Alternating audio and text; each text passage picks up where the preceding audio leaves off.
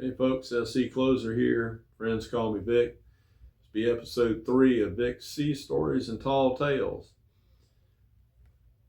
This one, I call this one Told Not to Work. This would have been getting around 1989.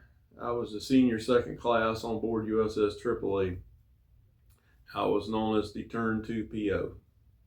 Turn 2 PO means I was the guy responsible for assigning the jobs every day and making sure that everybody was out working and doing the jobs.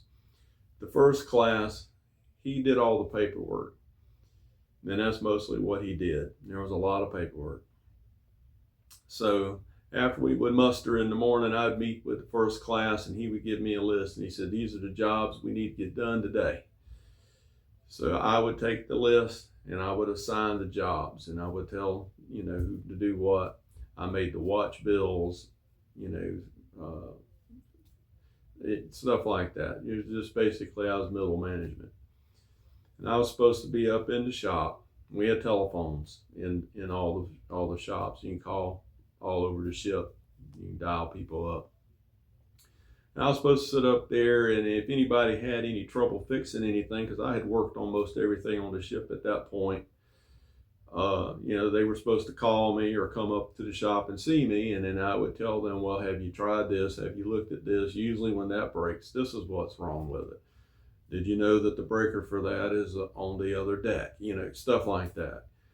So I had sent a couple guys out of third class and a fireman to work on the B&A crane. That's the boat and anchor crane. And there was something up there they were trying to fix. I don't recall what it was. And they kept coming back into the shop and asking questions because they were confused. And I would tell them, well, you got to do this, or the breakers are down on the mess decks, or, whatever it was. And they were running back and forth and they were just confused. So I told them, I said, look, I'm going to show you what you need to do. I said, this is normally what's wrong with that. And so, but they couldn't find it. I don't remember exactly what it was. So I leave the shop. I go out. I show them, and now they know, okay? I come back into the shop. I wasn't gone 10 or 15 minutes. I come back in the shop and there's my senior chief sitting there and he is hot. And he's like, kid, where have you been? And I was like, well, Gonzo and some of the guys were having trouble with the B&A crane and I was trying to tell them what they needed to do and they weren't getting it. So I went out and I showed them. And he was like, kid, he says, I've been trying to call you. He says, I got the chief engineer breathing down my neck, wanting to know the job status. I pick up the phone, call up here, and there's nobody answering the phone. He's like, I come up here and the shop's empty. He's like, I need you or EM1 to be in this shop at all times and answer that phone. I can't have this kind of stuff. And I was like, okay, Senior Chief, I understand. And he's like, look, kid, he said, you're our second class petty officer now. He said, you don't have to work no more. He said, all you got to do is make sure everybody else works.